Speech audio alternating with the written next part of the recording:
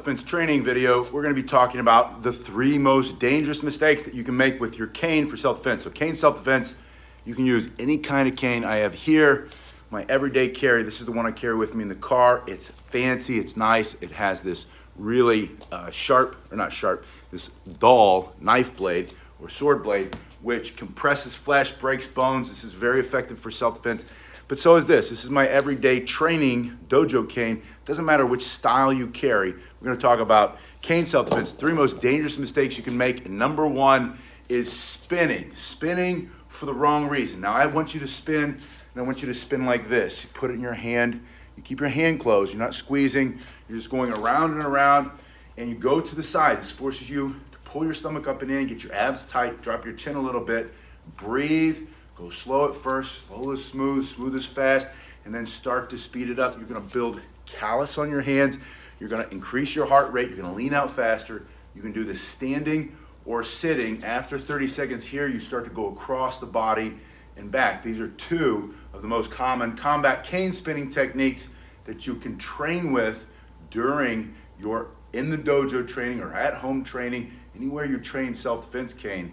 These are good ways to get the blood flowing, to increase your timing and distance, your spatial awareness, to disguise repetition so that you're doing the techniques over and over again.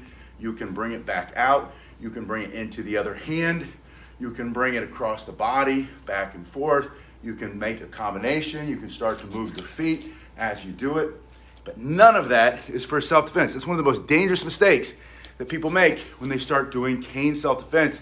Is they learn or have been told or taught that all you have to do is get behind that cane and make it a nice menacing spin, kind of a figure 8, and then no one's going to want to walk into that. It's just too scary, too frightening.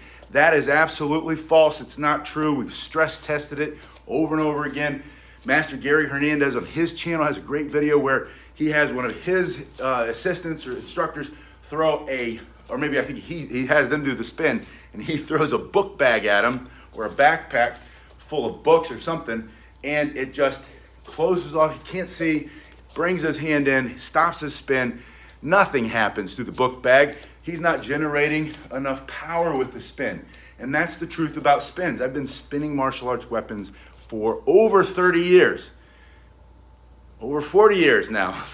I'm 50. Started when I was 9. That's 41 years. And I've been doing spinning since the very beginning, and I love to spin. And I believe in spinning for so many reasons. It improves your health. It's good for brain elasticity, keeps you younger, keeps you stronger, keeps you vital, teaches you all kinds of ways to move through space and time, and it makes you better at self-defense, but it is not self-defense by itself in most cases.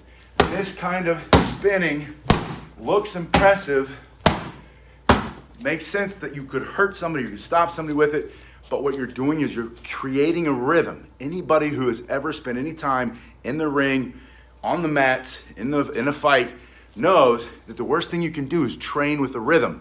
Because if you get into a rhythm and the other person has any experience at all and they know how to time your rhythm, you're done.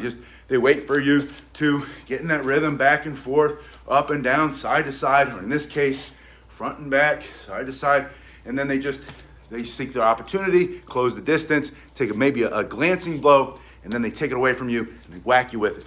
That we don't want to happen. So the worst thing, number 1, the 3 most dangerous mistakes people make is that they mistake the purpose of spinning.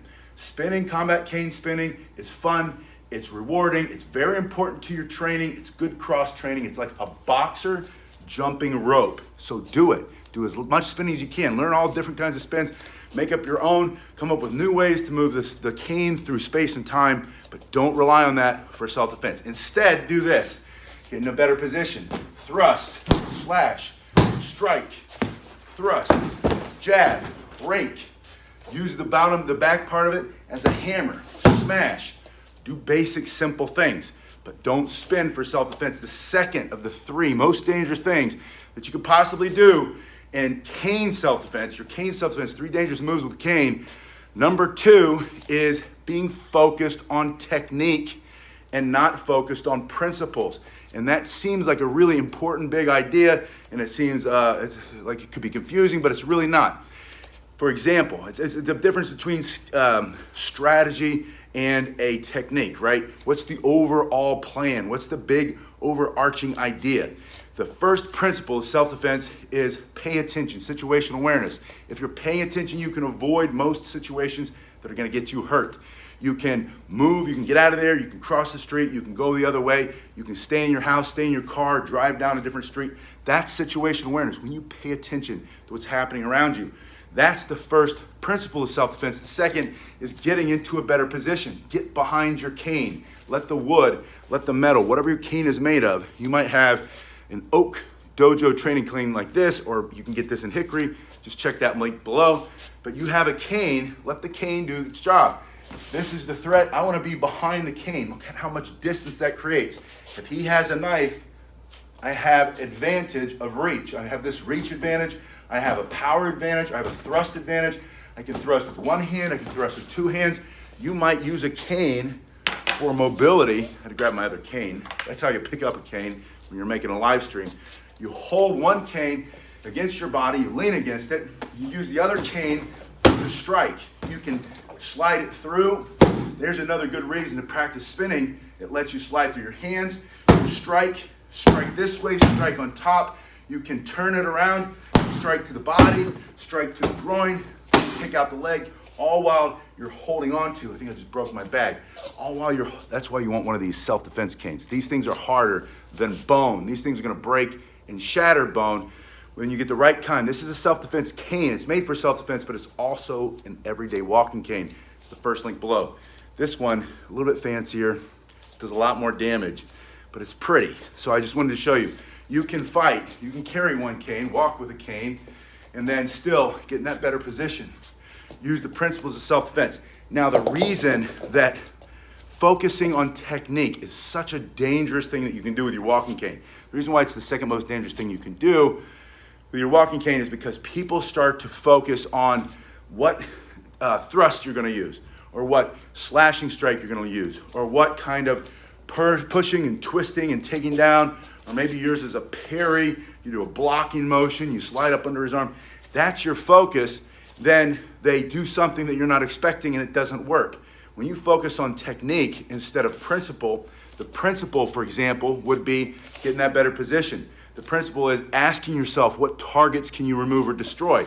His ability to see you or breathe temporarily, permanently, his ability to be awake or be able to stand up, his ability to hear, smashing him in the head, smashing him in the neck, knocking him out.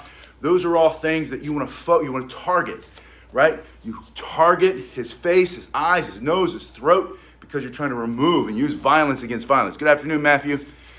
And when you shift your focus from technique to principle, the answer to the question, what target will I remove or destroy with my cane for self-defense, will tell you what technique you're going to use. If you think of technique first, all right, this guy's going to come in and I'm going to do a slashing strike, or I'm going to do a thrusting strike, or worse yet, I'm going to make the first worst mistake you can make. I'm going to get into my figure eight spin and make him stop like this. Then you're going to be toast, right? If it doesn't, it's not going to work out the way you expected. It never does. Fights are a living thing, their own thing. They're constantly moving, constantly changing. You cannot predict what's going to happen. Hello, Richard. All you can do is respond to what's happening as it's happening. That's why you start with situational awareness. See what's happening as it's happening around you now. Then when the threat comes in, respond to the threat in real time. Don't be walking around thinking, okay, I'm going to hit the guy. I'm going to do this technique. I practiced this, and then I'm going to do this, and then I'm going to do that. I'm going to do this. Instead, right in your face, it's a quick question. You take a deep breath to center yourself, calm yourself a little bit. What am I going to remove, destroy? His throat, his ability to breathe. This guy, he's a threat. He's crazy. He's a danger. I think he's got a knife. I'm going straight through the middle. And then when you respond, you have to not make the third biggest mistake, the third most dangerous thing that people do when they train with their cane for self-defense is weak strikes. They practice weak strikes, which means then they use weak strikes. And they don't even realize they're weak. And it's because they weren't taught to do three simple things. They were taught to do the proper technique, which is the angle strike, or a vertical strike, or a horizontal strike, or a thrust. Maybe it's a crook technique where they're doing a thrusting with the crook or a ripping with the crook. And so they've been taught the proper technique, the proper angle, the proper trajectory even, but they were not taught the follow through. How do you follow through and generate real stopping power for self-defense? I want you to close with and destroy. Will you make that decision? These are the targets I'm going to remove or destroy. The next thing that happens has to be immediate, direct, explosive, full force, full violence of action on your part for self-defense. And that means generating massive, massive power, massive force. And that doesn't mean you have to do a lot of push-ups. You have to be physically strong. You have to be young. You have to go back in time and be your younger self. What that means is you have to know how to take what you have and multiply the muscle strength from your arms and your chest and your back and your legs. And you do that by doing three things. One is extension, full extension of the arm, full extension of the cane, right? So extension is always first. And a lot of people, when they practice their strikes, they do them just from the arm muscles and they practice this way. And then they say, well, I'm older, I'm not as strong, I have a disability, I have a challenge. That's why I'm not striking with strength. That's not true. It has nothing to do with that. It has to do with that first thing. Thank you, Garen. Thank you for becoming a virtual student. I really appreciate that. You can see I've started to remove the things from the wall. We're moving. I don't know where to yet. I have a lead, though. I have a lead on, it used to be a Parkinson's boxing gym. What a great idea. Teach older people with Parkinson's how to box. It almost removes all of their physical limitations and challenges. I've talked to people with Parkinson's, and they say they get into boxing, and it reverses the condition of the disease. Then the COVID hit, and they all left. I had a handful here. That's why I have so much boxing stuff. I was teaching Parkinson's boxing. None of them came back. None of them came back, and when I talked to them, every one of them has the tremors back, and all of their health is rapidly declining. All for what? Don't get me started. We'll just skip the politics right now. All right. Anyway, now they got to worry about the Omicron, right? All right. We're skipping for real. No more Omicron, whatever you want to call it. So extend. You've got to extend and go through the target. Number 2, rotate through the shoulders and hips. And this seems like an oversimplification, but it really isn't. And the first time you go from a pushing strike with just your arm muscles to a turn the shoulders and hips and then fully extend, you're going to see that you have just created a massive increase in your power, and it has nothing to do with how big your muscles are, how young they are, how strong, how flexible, how whatever. None of that is it. It's about proper technique. That's what self-defense is. That's the beauty of boxing. That's the beauty of martial arts. A real boxer can knock a person out who's 3, 4, 5, 6 times their size. One of my favorite memes on the internet, it shows 2 giant bodybuilder dudes, and it says, it's captioned on the top, it says, "Who the untrained fear," meaning that people who don't have self-defense or fighting experience or training, they fear the big muscle dude because he looks like he could just rip you apart. They don't know, right?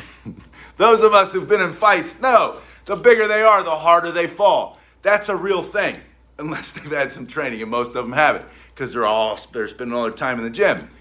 And then in this meme, in the next slide, it shows a picture of 2 very small, very fast, very famous boxers, right? Just average size guys, not super muscle guys, but they are trained. And it says, "Who the trained fear," meaning that if you've had experience, you see the big muscle dude walking around, you have nothing to fear. You know that guy can't fight.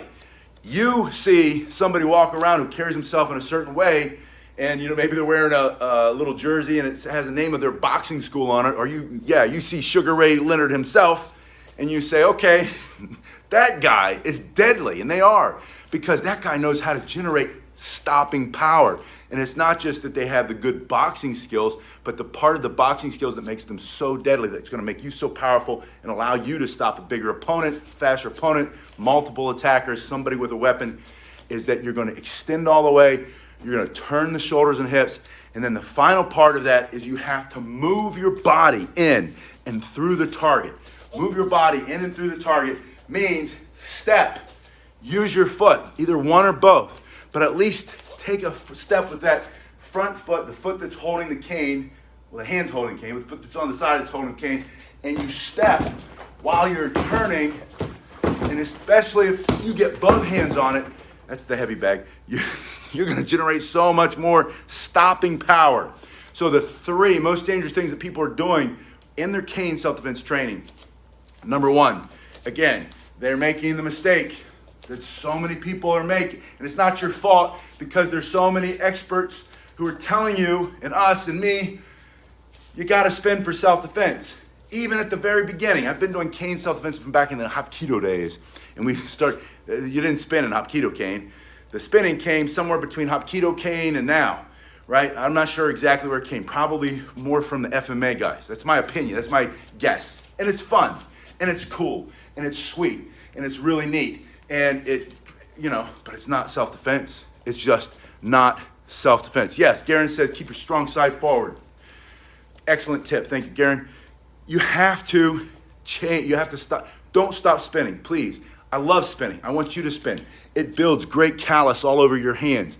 It teaches proprioception, situational awareness, timing and distance, all of the good things that you need to be an effective self-defense person using your walking cane. But don't use it for self-defense. Get in a better position, thrust, two-handed thrusts are always better. I'm always gonna tell you 2 hands are better than one when it's available. If it's not available, you stick with the one hand. Number 2 is when you focus on the technique instead of the principle. Stop thinking about what you're gonna do until you know what's gonna happen. So you pay attention to what's happening around you, situational awareness. Number 2, prepare your mind to ask the question, what target will I remove or destroy? And then go to work, right? Close with and destroy. Which brings us to number 3. Once you decide on the technique you're gonna use, because you asked the right question, the question is what am I gonna remove or destroy? His eyes, his nose, his ears, his throat.